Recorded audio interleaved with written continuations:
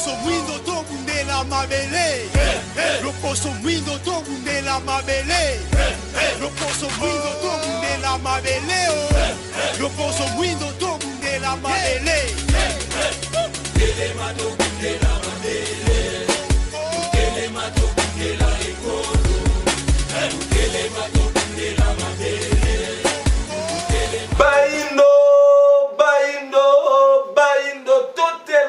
Totelema c'est mon PC sur le sol banda qu'on a vu ne pas voir besoin mi penza et belé na moma o ya kolanda émission éveil à conscience émission éducative émission que la mana likanisi moko ko lakisa moto moyindo ye awuti wapi ye akomi wapi pe ya zali ko kende wapi nde mokolo na mokolo to sala ka effort ko kende ko kundula bandeko nyoso bazana makanisi malamu na tina ete ko solusiaka et tout ko to bandeko na bango bayindo bazoka libaku ya kolanda kabiso mokolo na mokolo masolo biso mokolo mwa leo to sola ser bilaka ya mfumu kimbangu pa yona to moni mfumu kimbangu achaba bilaka na kati ya mboka Kongo to pena matometali mokili mobimba kasi ezala moko défenseur o mokitani ya mfumu kimbangu mfumu kusu ke mzala pana na ngola nde bango mutu batele maka mokolo na mokolo ko rappela ka bayindo bilaka ya mfumu kimbangu komi leseka nini bilaka ya mfumu kimbangu sengeli to sala nini bilaka ya mfumu kimbangu sengeli to songisa nini na tine bulamu ya bayindo nena mokolo mwa lelo to sabiso moko to kana kito songisa ndeko ndomele botale pona ko solona bango masolo betali bilaka ya mfumu kimbangu nde na mokolo mwa lelo to sali na bango ndeko ndomele botale mbote na biso mbote ndeko nanga mokontisa ndeko tambikoka mbote pe na bandeko yonso bandimi bongo kopesa biso tango mokolo mwa lelo ndeko botale ba téléspectateurs bazo so rappeler libako ko landa biso mo mingi bazo tinda ka balongoni na bango e kozala malamu yambo tokota na kati ya sikisiki ya masolo na biso tozongi stopesa bino balongoni oyo bandeko bazo landa biso mokolo na mokolo bazo komisa ka pai na bino matondo to yambi balongoni na bango kasi to lobaka ndeko ndombela zemo mobeti ndemboto yo azeko mériter kaka maboko to nesongi na mfumu kuzuke mzala panda na ngola bazeka kaka mobeti ndemboto bazeko mériter maboko mais souci topé mosalo bango ba yei na ngola lona mokili ko transformer ko former lisusu moto moyindo donc ya moto yeze maye toko bimisaka maye toko talisaka oto zeko zwa et pas ya nesongi na mfumu kuzuke mzala panda na ngola e kota na bitu ya bato pe e bota bongo mosala e bota bongo mosala ndiko ndombele oyo ba misusu ba kulutu musu ba lobaka maloba na ngai nganga na komi komona yango na lobi bongo pona ndiko tala mfumu kusu to zumwa ta ko landelela ka bango to zumwa ko mwata ko sala bango be mission ba confrère pe mususu ba surtout ko sala be mission zo mona yango sirbila ka mfumu kimbango mfumu kusu azala ki moto o tango mboka mobimizo senga changement ya kibokonzi ya mboka ya telema ka bete élection pour et reporter le côté na kati ya Afrika précisément na kati ya komata to sala élection pour porter le côté ndenge bongisa melaki ndezo banda nanu mindele esengeli basenga biso pardon na ba benyoso basali biso pe bongo biso ba africain ko banda nanu na Congo awa mboka prophétique na période oyo tozali ba ebanso balingi ko tia ba mindondo ya ba trouble batika biloko wana ekotikalaka ko simba te parce que programme oyo nzambe azana yango selon évolution ya mokili tokomi lelo na centenaire ya 2017 tozokende na centenaire ya 2021 peuple congolais oyoyo azali ndakisa oyo mokili ekolanda na eleko oyoyo esengami na biso to se réconcilier entre biso toyokana entre biso po mindondo nyonso bozomona bato bakosa bino te ti bozomona badollar ezomata o te bato babenda na boye bobima na bamarshe makambo boye baza koambrouye biso parce que toza na likabo monene oyo ezozela biso ba wana nde banani baza koambrouye biso mindele ba osenga biso polimbisi bango mais bato bako ndongmana ke za biso na biso kasi yango bango nde baza koambrouye biso bongo pona secret wana oyo esika bango baza na niongo na biso po tinde bomonaka ba état africain eza kofuta misolo epai ya bamindele le contraire ezali mindele bato baza na niongo na biso oyo siko bango basengeli kofuta sadi biso so na bamindele na biso bato mwino na bapolitisien na biso so tobolole yango siko tolingi toloba po ni moko na biso de ko telema bili kambo wana esila tant mondela ya lobi te tata fanya makambo kuna biso to sa pe ya biso abo mais po to koma ne sika wana yango ne bongi to sosolisa bilenge na ba politicien pamba te eloko bato bayebaka te ezali ete mundele na biso na ye to signa acte ya reconnaissance le 30 juin 1960 tozwi engagement bango bandimi ete biso tokomi souverain accord wana ezali violé le 11 juillet 1961 pardon 60 tango basali sécession katangezi kobanda wana bapoliticien bazongisa indépendance na maboko ya mindele bango moko bakomi bisalelo ya mindele 57 ans après poto kende na 60 te nanu toana na 57 ans bapoliticien esengeli siko baservir peuple mpo na yango nde ezosenga siko bapoliticien basenga peuple pardon peuple na ngambo na ye asorganize toza kobongama toboma baobédience na biso na basentiment na biso nyonso mais totia hymne national mesika nango unis par le sort alors unis dans l'effort pour l'indépendance sikoyo likambo tozali nango ezali ya indépendance na biso esengeli ekoma effective soki indépendance ekoma effective te nyonso tokosala ekozala pamba na bato bakomaki mpe hymne national bayebaka bazalaka baprophète mais bazalaki inspiré malheureusement pour l'indépendance po tile oyo toyembaka yango mpo nano indépendance yango mpenza ekomi ya solo te po ntango tokoma indépendance ya solo phrase wana efo elongwa kasi sikoyo yango wana mais lokola bayembaka yango na français yango wana sikoyo esalaka mindondo bato bayebi te ezali likambo yango tokoloba nzoka sikoyo na esika wana tokomi esengeli sikoyo bato bayeba ete bapoliticien na biso tobunda po indépendance na biso ekoma ya solo yango wana ata baélection oyo baza koorganize lelo toyoki bato baza koréclame élection soki élection esalemi sans réconciliation ya bapoliticien entre bango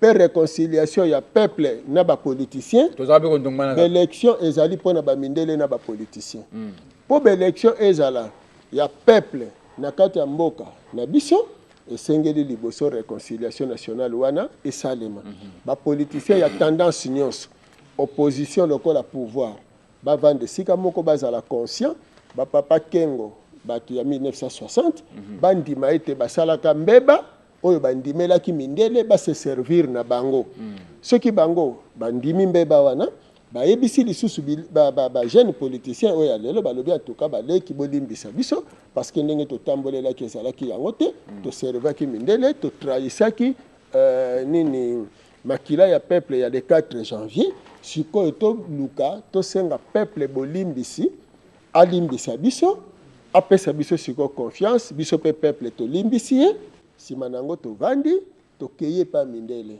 obeba ngo bata 60 bo bandi simana pe buka mbeko te boyeki nde nalobi te to bango bato ya 60 po bango to babebisa nsima na yango eye ebendani na boyo nyonso bayeti lelo tosangani biso banso wana tosali cérémonie wana bango basengi biso peuple bolimbisi peuple pa limbisi nde nazosenga na bandeko ba confession religieuse nyonso na ngonga oyo mutu na mutu boma nanu sentiment na yo nga na zabwe sort ya Congo yango nde mutu esangisi biso sort ya Afrique yango nde esangisi biso et oyo ekozala bolamu na biso lobi soki to se rendre compte na sort na biso lelo parce que awa dollar ekomaki na 17 na ndimi te bino na lingomba na bino babi ezongi yo takile yo te babi ezongi ezongi na 17 yango likambo te ata ezongi ata soki bakotia na ya solo te ezongi te ndenge nyonso bakosala soki peuple tosangani makasi biloko wana nyonso ekosila po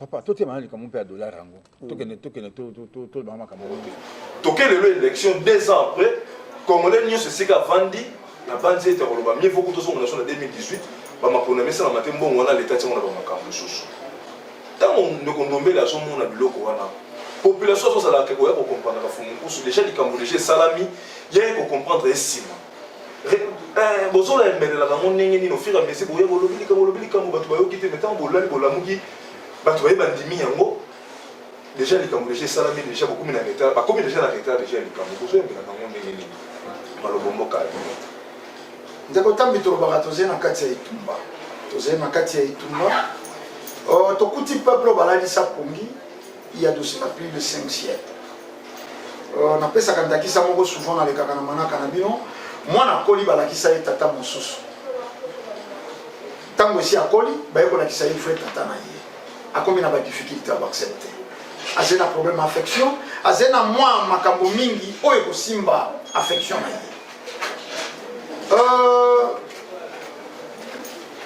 Inconscience na mboka na biso ezalaka réanimé, ezalaka actualisé. Inconscience. Yango eloko ezali kosala etumba na biso pasi po nyonso oyo ezingeli moto moyindo oyo ezali konourrir bien inconscience na cerveau na ye. C'est-à-dire esika ozwi mbongo okuti bale nesika okuta banque et empêcher yo raisonner malamu parce que okutaki babanque okoyeba oépargner mais lokola okuti bale moto abi te nafanda nazwa mwa moko nasala calcul te nakozwa mwa moko komela mwa mibale mini jupe ekodefile liboso na yo operdre objectif ntango nesongi ya nzela bazali koloba bazali koteya ezalaka accompagné na bandakisa bexemple nesongi ya nzela batuna mituna mboka nini ya Afrika oyo basalaki baélection oyo nsima na yango bazwa kimia bexemple yaki ebele Côte d'Ivoire Alassane Ouattara akomi mokonzi bakritikaka Laurent Gbagbo nzoka nesongi ya nzela kaka ntango etumba wana ebandi alobi na baindo Gbagbo aza kokufa mpona or na kakao na ye eloko oyo président Kabila akufelaki awa natambolaki na mwa elema moko moke Herman Cohen ancien ambassadeur américain awa na Afrika aumela mwa mingi alobi États-Unis partout en Afrique envisageaka ba intérêt na bango ya bamboka mosusu te intérêt na bango balongolaka Mobutu déjà vers les années 79 80 si balongolaka président Mobutu justement lokola basalaka calcul président Jonas Savimbi fazala na ravitaillement d'armes pour la rébellion na ye nde bamonaka bakoba na ino kogarde Mobutu te na 1994 ntango bachange carte bamoni ke esengi basacrifier Savimbi nde balobaki babanda na Mobutu. Est-ce que alobi yango noir sur blanc bayino mpe bazolanda mais natambolaki na elomo soko nandingisa na bino déjà kobalanse yango elingi koloba nini bamboka ya Afrika eze dame babeti dame bazali kotindika pion oyo balingi na ngonga balingi soko bafandi balobi bon oyo azali lisusu docile te il faut to écarter baécarte baponi oyo azali docile bati na place kaka na élément wana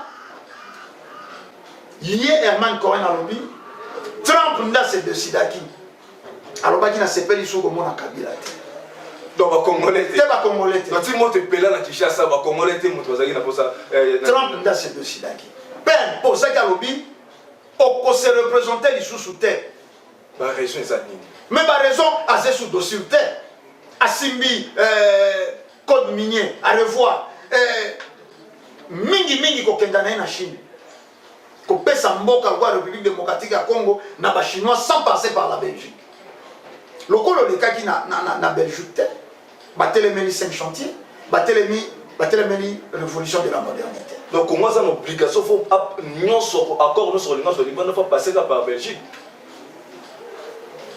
to vivaka na charte de l'impérialisme to vivaka na charte secrète wana mboka moko te Afrika kokasala mandoki mboka moko te Afrika koki ko se décider pour na ba minerai na ye na charte secrète wana mboka moko te Afrika akoki ye moko kotia prix na ba minerai alors dirigeant yon so akala contre ya mibeko wana ya charte de l'impérialisme pe ya charte secrète wana basala kombo na ye kokufa lelo lobi musika président sortant Kabila soko azalaka pe na bilembo ebatele mite ya Fumuki Mbangu nde ba assassinat ye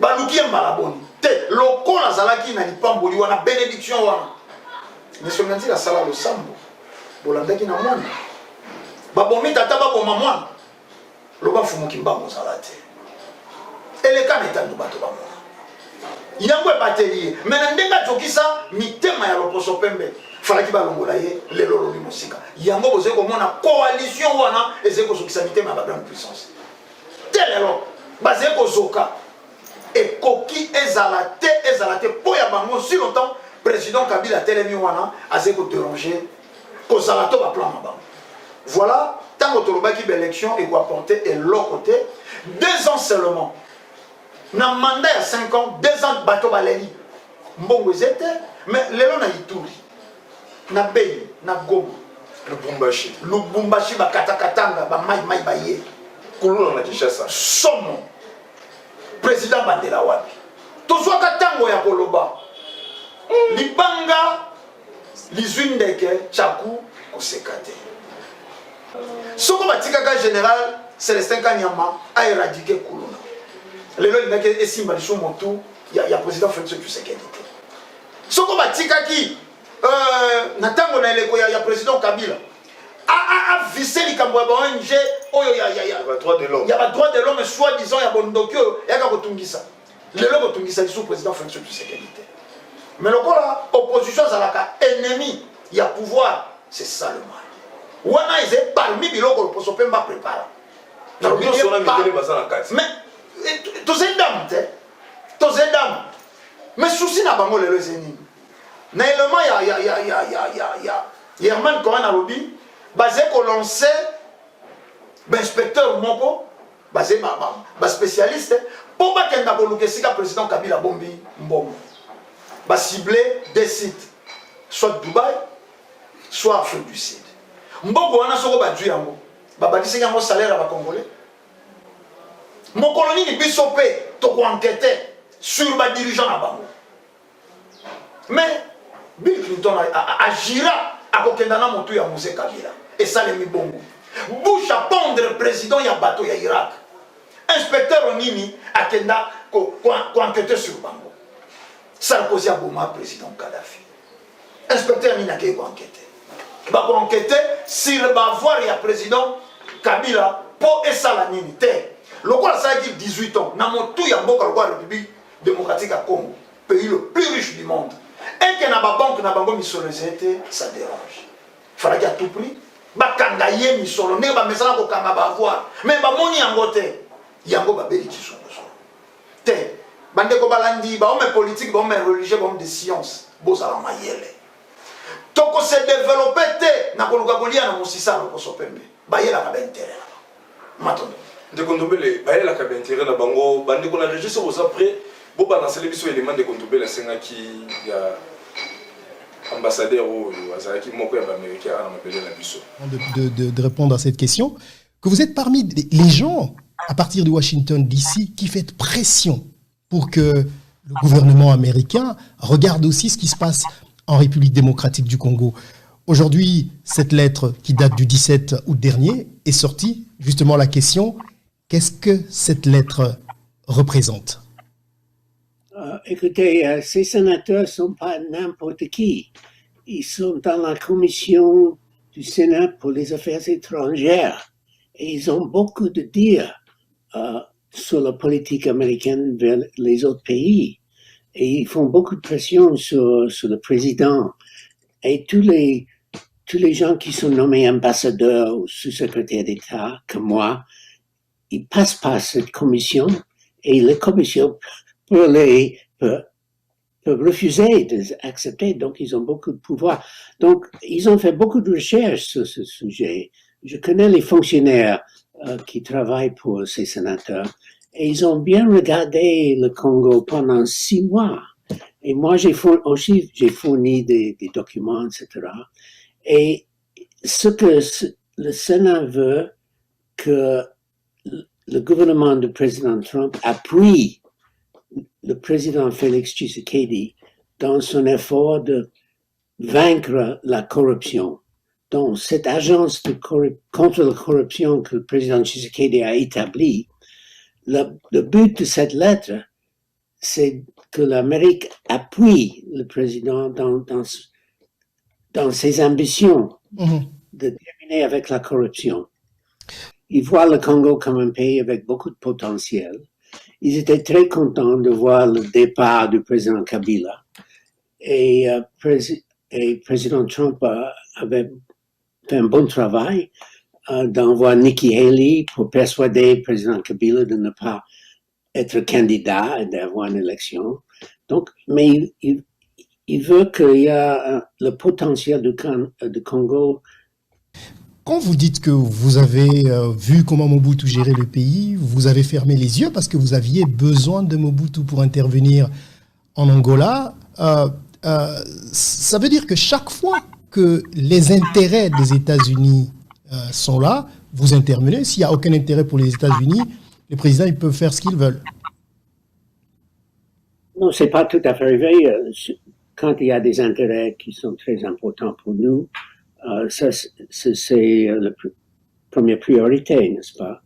Mais nous nous intéressons surtout aussi au bien-être du peuple des autres pays, etc., des crimes contre l'humanité, etc. Nous avons une grande liste des priorités, n'est-ce pas? Mais malheureusement, de temps en temps, nos intérêts stratégiques sont plus importants que d'autres choses. Alors, avec Félix Tshisekedi aujourd'hui, quels sont les intérêts, qu'est-ce que vous pensez être les intérêts stratégiques des États-Unis en RDC? En RDC, nos intérêts stratégiques, il y avait M. John Bolton, qui est l'ancien conseiller pour la sécurité pour le président Trump, qui est parti maintenant. Il a fait un discours sur l'Afrique et il a dit nous devons faire la concurrence contre la Chine. Parce que la Chine est partout en Afrique. Ils ont beaucoup de projets pour l'infrastructure, n'est-ce pas? Ils prêtent beaucoup d'argent. Nous devons faire la concurrence. Et la meilleure méthode, c'est d'encourager les sociétés américaines d'investir en Afrique. Moi, commenter l'élément aussi, c'est belé les téléspectateurs à la télévision. Bangkok baloba moni liso ekotobola na liso te. Mais basé ko lokati. Oya lobi eze ba vérité okala yoso loba makate. Mais oyo ne songeti na fumukusu kia muzala mpanga Angola ba jwa tango ya ko dénoncer ba spirituel. Babomi Mutalumumba papoyi ba politicien congolais ya tango wana basangana. Tango nyonso bakoluka bosanganyeza la conclave ya Luabour to ya Lobanium to nini. Pour créer bango désordre. Dit tokoma ki na eleko ya Mobutu. Tokomi na eleko ya Mobutu. Le même mindele o batiaki Mobutu. Le même mindele bata kosala kaka makita pona mboka oyo. Te kino batiaki ye pe banzube nyonso. Te tango ayekolongwa. Lelo tokomi na président Kabila. Mingi tango tokolobela bolamu oyo esengeli na yango mpona to appuye président de la république bakobenga biso tozali bakabiliste tozali kosala campagne mpona ye. Tata mama nation congolaise ezali koappartenir na biso bacongolais. Ebongi toyeba yambo président de la république azalaka nani na kati na mboka. Président Kabila ye yambo pona nini président Kabila? Président Kabila azali Katange. Pona nini mabele ya Katanga? Ebongi nyonso wana toyebaka parce que tozali nango na boyebi tokososola te ekoki na moto wana akamba biso. Fumukimbangu bakangeli ye na Mbanza Ngungu. Akende kufela wapi? Na Katanga. Mutalumumba bakangiye na Mbanza Ngungu akende kufela wapi? Na Katanga. Mabele ya Katanga ezali mabele oyo eyambi makila ya talo. Makila ya baye balukaki kobikisa mboka. Nde wana na kati na mabele wana mbuma esengeli ebima pona kobunda etumba ya lobiko ya mboka. Nde wana président Kabila abimeli na mabele wana.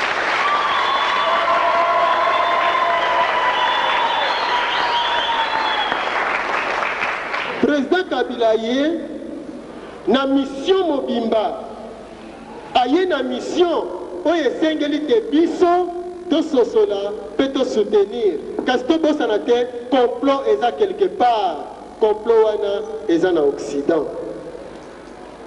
Tant que le président Kabila ye apesi programme na ye na mosalo ya alingi asala mpona koluka bolamu na biso, ayebisaki biso quelques défauts, alobi na deuxième république tala maye basalaki oyo kasi sika biso tokosala boye.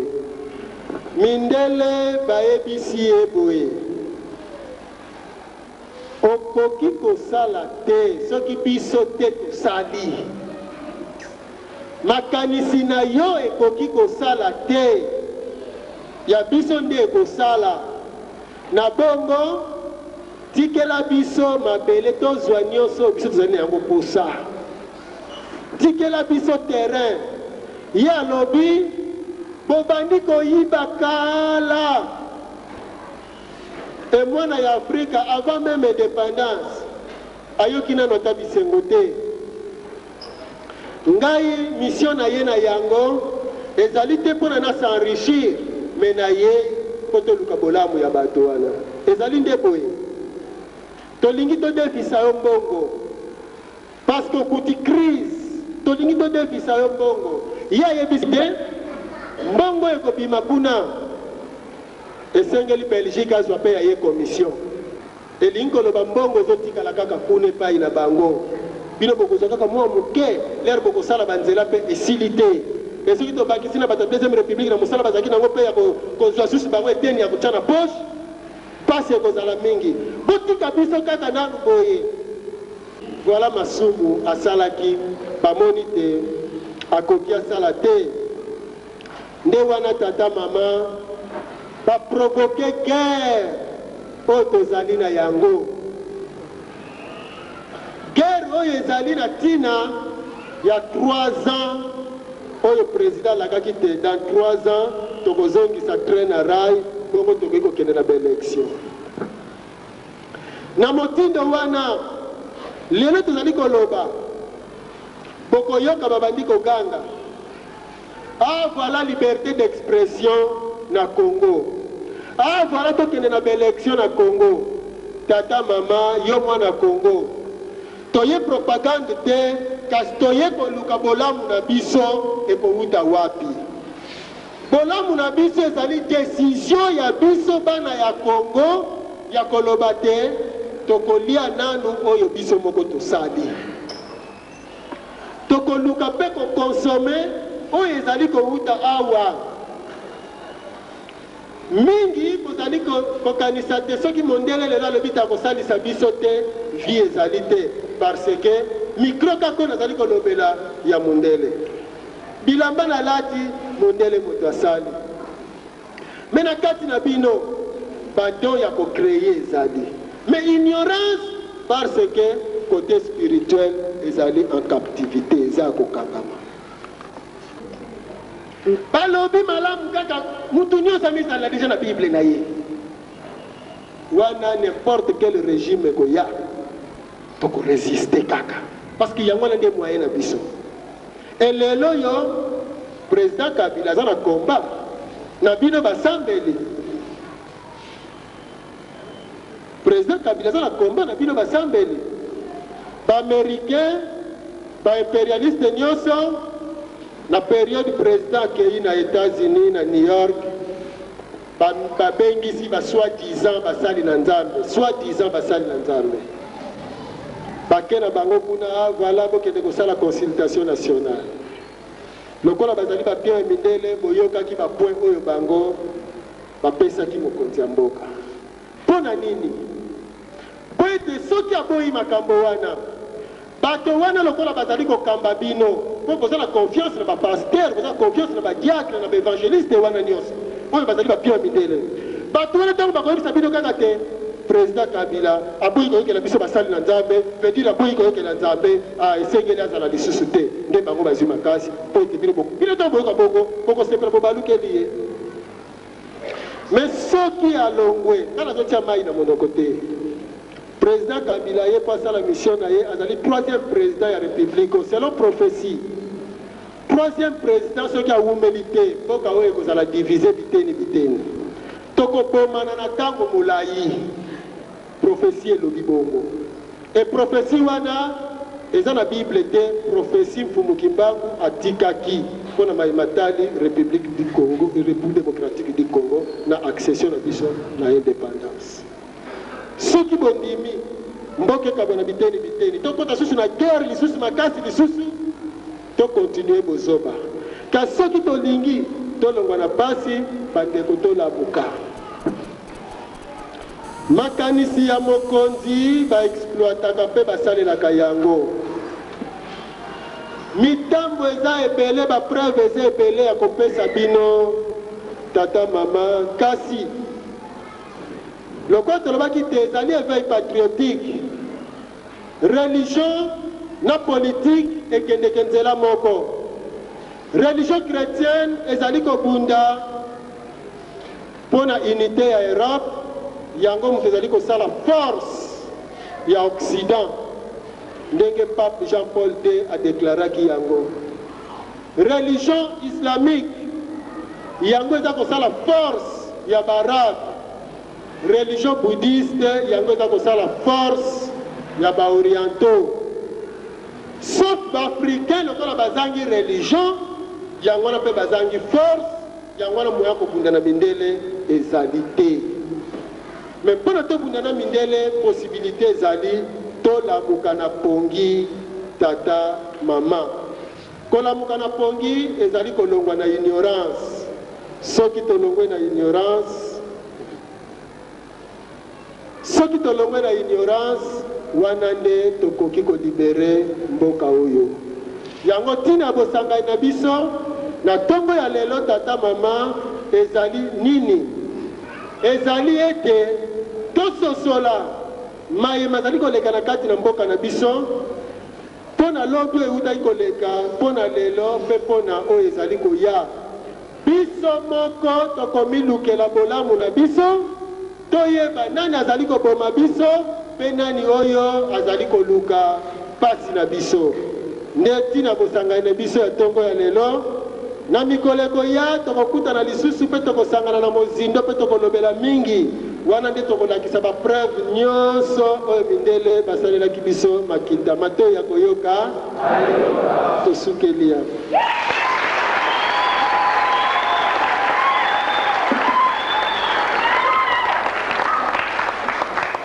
esika baintérêt na bango ezete bazete. Donc en 2023 électeur salami tout s'attendre à un changement na kati ya mboka.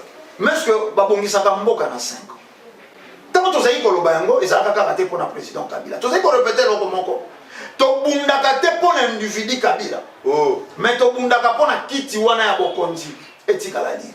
Lelo président Félix Tshisekedi amoni yango. Amoni yango. Azeko kosala volonté na ye te.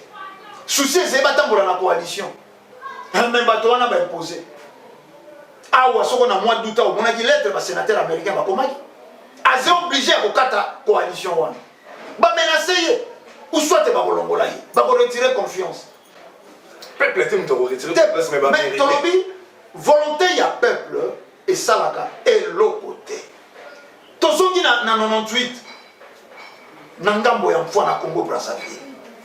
Pascal Lissouba Eli na voix ya ba Iro. Lobby nango elandi sima ya mwa ntango président Denis Sassou Nguesso apeti Mando Kiger akimi en exil en Guanzani.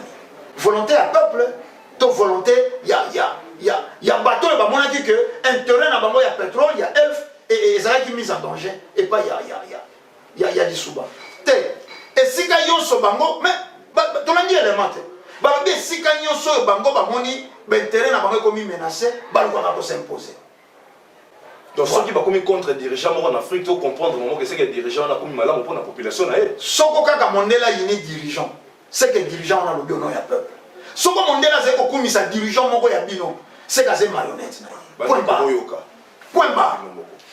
Dès qu'on tombe les mutuna oyo, tant on a préparé yango, toyoka yoka mo pemba la mingi na tuna on peut des missions uti koleka. Fumukimbangu oyo bino na religion africaine bolo baka mopiki se bayindo soki to yebi ete to bayindo bakoki kobika te to moni bande kona biso mingi bandeko bakretien mingi bayembaka mpe banzembu bolanda lano mpe boyokayoka yango mabele mela ye kimbangu akufa lokola motu nyonso aza ebembe kuta ata lisape pa makokondingisa te nyonso na balobela sifumo kimbangu mais tokomi tolali tolamuki tokomi komona le meme bato batiaki makambo wana lelo bakomi koyana bamasolo sifumo kimbangu oyo aza motindami ya nzambe o kimbangu boye plus grave ndeko na biso David Olang ye kuta lobele lango pena bike ba makambo fumu kimbangu ça n'a rien à voir na makambo tali religieux africaine na makambo tali bandeko na biso église kimbangiste tango ndeko ndombele kotali oza mopandisa information qui jamais ko échapper bino tango landi ya moto po yoki yango sentiment ndeko ndombele za kinengeni na envers ba maloba nyonso ya bandeko wana ko banda no ndeko banda ko yemba banzembo ke mabele mele kimbangu aza eloko te mais le lo ba pasteur bango moko bakomi ko lobasi ya fumu kimbangu. Plus grave pour ton découvert, la religion africaine, ça n'a rien à voir dans ma métal Fumukimbangu, ça n'a rien à voir avec les pays de l'église qui m'a dit que c'était une Kamba. Tant que vous qui me l'avez dit, sentiment avec des années qui ont tombé le bouton. Sentiment avec vous à la paix, pour l'année Kowana. Regret, Moutou, l'autre va finir qui m'a dit, mais là, il est là, Babani pour valoriser, pour m'attirer ça. Tu vas l'enlever ça,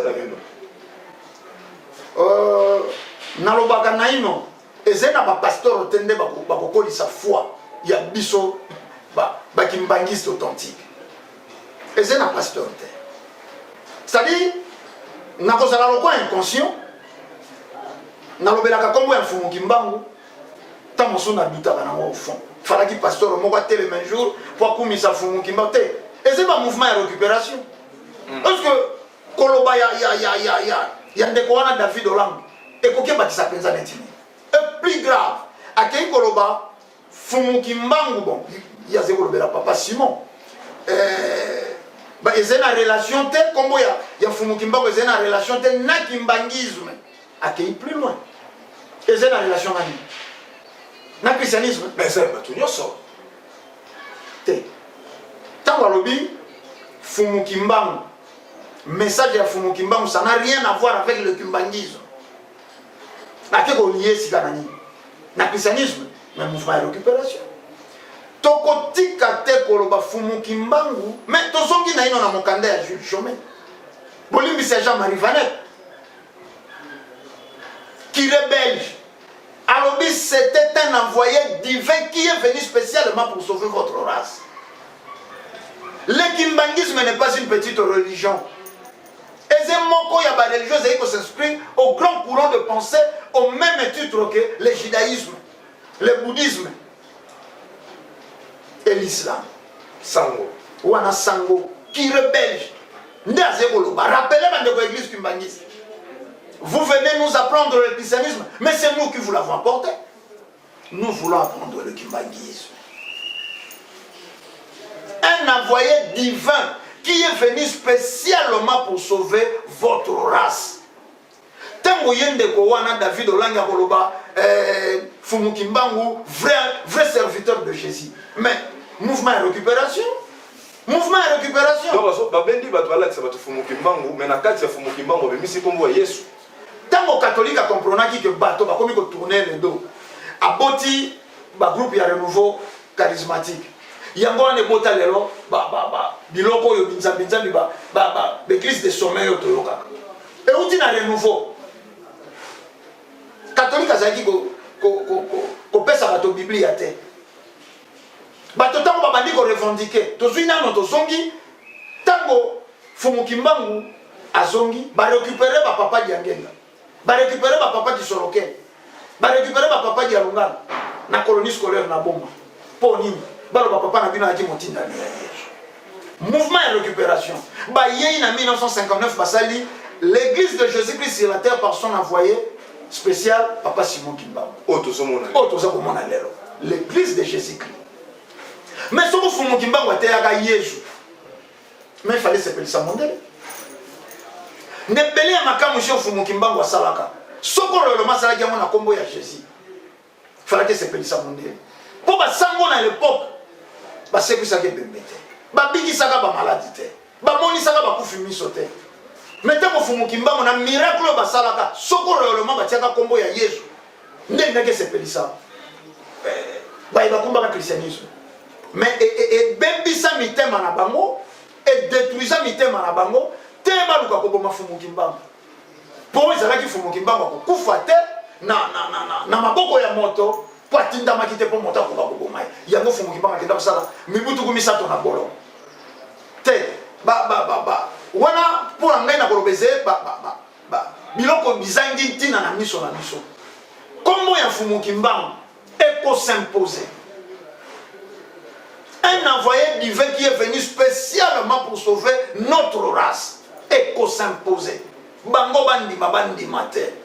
Éco s'imposer. Pour mon kobi misala en 1921, bah c'est quoi ça. Mais n'a pas prophète, n'a pas pasteur, n'a bisombi et bozo qui fait ma déclaration na ngo ne kondombe le botale. Na nyonso wana tio so monana ba ndeko David Oland ba telemi ba pasteur mbi ba telemi. To comme ne sikango bilaka fumu kimbongo sengele ko kisama to lolenge kande. Bino bozo tambola kaka na kati bilaka ya fumu kimbongo bilaka ya fumu kimbongo. Le 13 mai 2000 na salle culturelle Yazo Nesonganzi la balobeli ba prophétie. Bato wana lokola bazali ko kamba bino po boza la confiance na ba pasteur, boza confiance na ba diacre na ba évangéliste wana nyonso. Oyo bazali ba pio midele. Bato wana tango bakoyebisa bino kaka te président Kabila aboyi koyokela biso basali na Nzambe, veut dire aboyi koyokela Nzambe esengeli azala lisusu te nde bango bazwi makasi po ete bino boko. Bino tango boyoka boko sepela bo balukeli ye. Mais soki alongwe kana zotia mai na monoko te. Président Kabila est passé à la mission azali troisième président de la République selon prophétie. Troisième président ce qui a humilité pour que ça la diviser biteni. Toko pomana na tango mulai prophétie et lobibongo. Et prophétie wana eza na Bible te prophétie mfumukimbangu atikaki pour na maimatali République du Congo et République démocratique du Congo na accession na biso na indépendance. Ceux qui bondimi mboke kabana biteni tokota susu na guerre lisusu makasi lisusu to continuer bozoba ka soki tolingi tolongwa na basi bandeko tolabuka ba profession yo bato bayaki lelo po ba contraire po ba bima lokwa bango pe bayebi prophétie mais to tunaka bango moto moko ala kisatali ntsala ya profession alobelaka yango avant 2005 ezalate. Mais en 2000 avant mort ya musée, les 13 humains, ne sont pas la Robi et l'Obama troisième président a couvert la terre. Lelo, soko tokoka ndeko na biso pasteur Mbia lobeli ba valeur ya boindo moindo ya liboso sala opération que là c'est bota même pas na biso. Mais c'est pas film biso si tout à l'heure. Et c'est pas message biso si tout l'heure.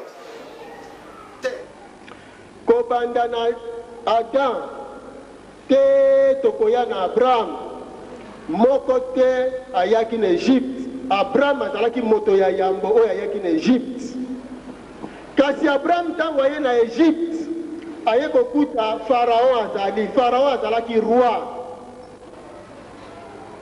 Soki bakobenga yo roi elingi koloba te ozali kokamba mboka mobimba oyo ezali na bato bongo tokotuna bato wana oyo Abraham ayaki kokuta na Egypte nani asala bango bautaki wapi.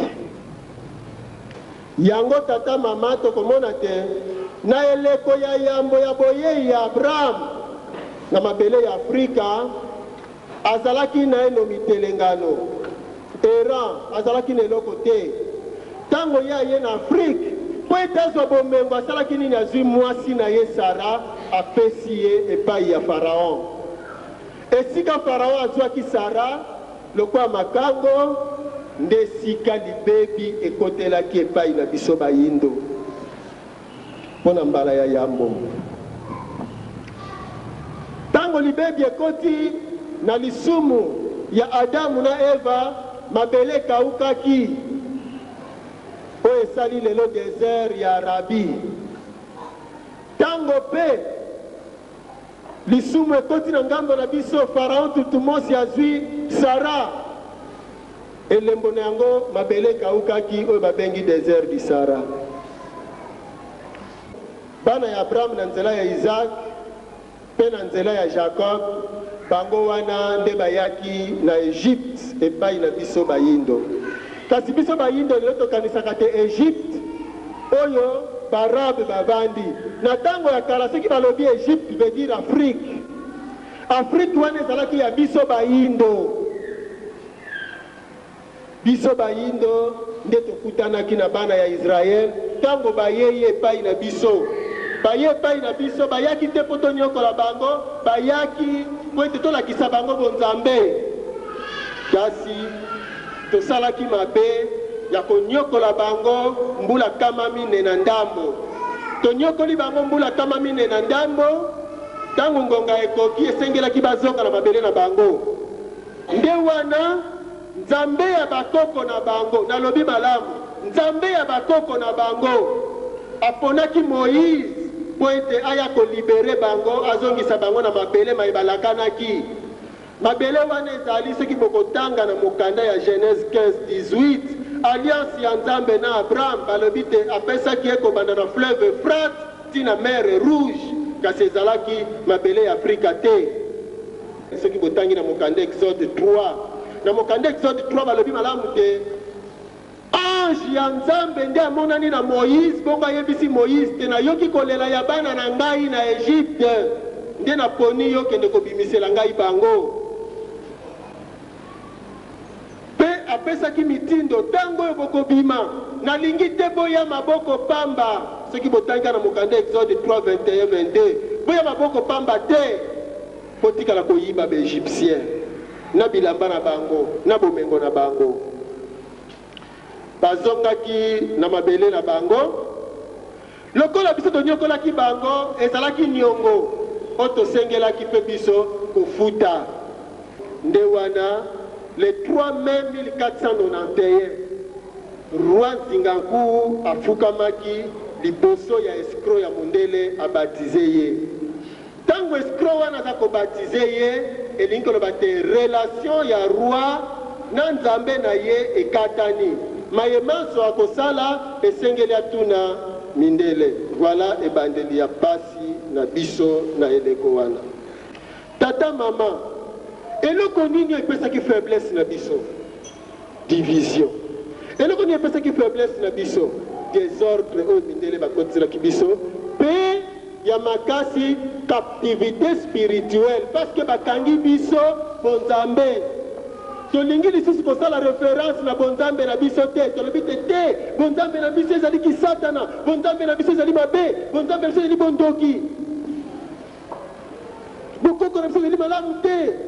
Mais bokoko wana uta création ti mokolo mondela yaki yango esalaki te biso to existe mondela ya kokuta biso. Mais sika oyo biso toboyi bokoko wana tokokontinue ndenge nini? Loko toboyaki bokoko wana rupture to arrêt ya développement ya Afrique ebandaki wana. Nde wana africain akomaki lokola ebwele ya kobokola lokola balobaka animal domestique. Mondele soki asali te biso tokovivre te po moye ezali te. Etena lelo yo mondele azali kosala maso oyo nyonso azali mayele bakokamata bakene na mikili ya poto akende osalela kuna chasse wana eza kosila te. Baza kosala chasse na Afrique ya kosala maso ete Afrika ekoka kozwa lobiko te. Tata mama tozali kovivre lelo yo na kati ya complot ya mindele oyo basalelaki biso kobanda 1485 na réponse ya Diego Kao na boyeyi ya ba premier missionnaire oyo bayelaki biso awa. Yango tata mama na lelo yo po ete biso bayindo tokoka kolongwa na basi ebongi nano na mito na biso tososola ete biso mpe tozali bato lokola bango. Soki bango bazali kokela mayele wana nani apesi bango yango? Ezali Nzambe. Mpona nini Nzambe apesi bango mayele apimeli biso?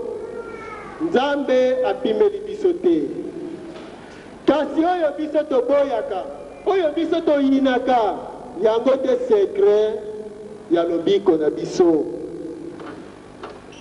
tala kobanda 1491 tokotaki na pasi mpo tolongwa na pasi esengeli tososola histoire na biso mpe tokokozwa boyebi nyonso complot oyo mindele bazali kosalela biso lelo pamba te so tolobi éveil patriotique tolamuka na pongi me pongi yango nini tolongwa na ignorance nani akolongwa na biso na ignorance mondele jamais mondele akolongwa na biso na ignorance te parce que ignorance eza koservir ye makasi ignorance na biso yango ezali komatisa ye bozoba na biso yango ye azali kosepela tata mama tozali bato tokelami na bafakulte nyonso ya kokoka biso banoir bato ya yambo tosivilize mokili oyo balobi afrike ezali berceau ya humanité me mayele wana lelo ezali wapi oyo lelo yo moyindo baye koleisa yo bisuka dendon nesika baninga bale dendon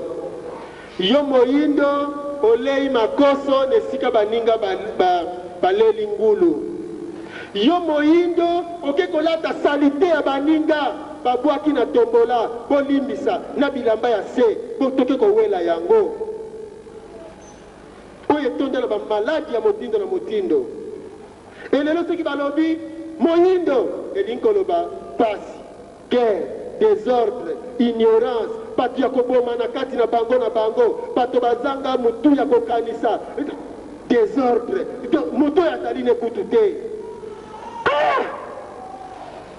yo otangisi moïse yo olakisaki abraham yo otangisi mokili confucius aye epai na yo buda aye epai na yo eboyebi yango bien yesu ntango azalaki mwana moke akimelaki na egypte epai na yo moto mwindo te yesu akolaki de 12 à 30 ans boyebi vi ya yesu te de 12 à 30 ans moko ntango tombela mosapi te de 12 à 30 ans nga nayebi vi ya jésus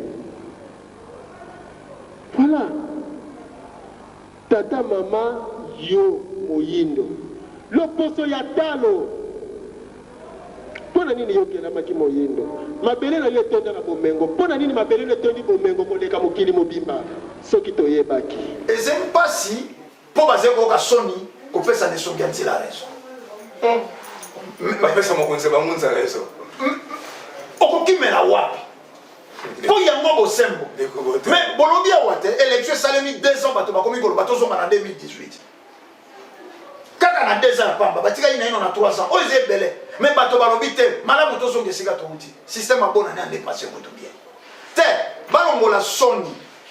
balongola soni bareconnaître mokobi misala ya 1921 bareconnaître ke toze na molakisi enseignant longi aze na terrain oyo aye korapele bato sans fumu kimbangu l'Afrique ne s'en sortira pas bayindo lisiko na biso nzila na biso ya lobiko nde fumu kimbangu omoni ebele batalaka ingeta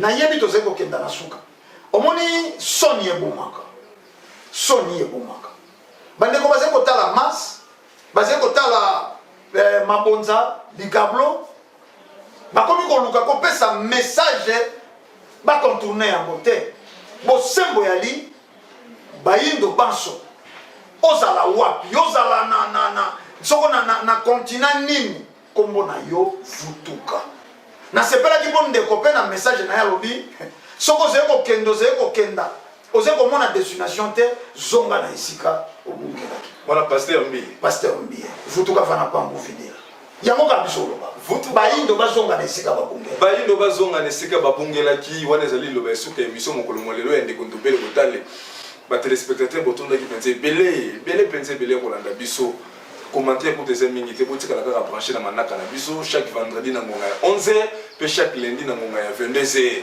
kimia nzambe ezala na bino tokutani na poso oyo ezali koya poso mwindo tobundela mabele loposo mwindo tobundela mabele loposo mwindo tobundela mabele loposo mwindo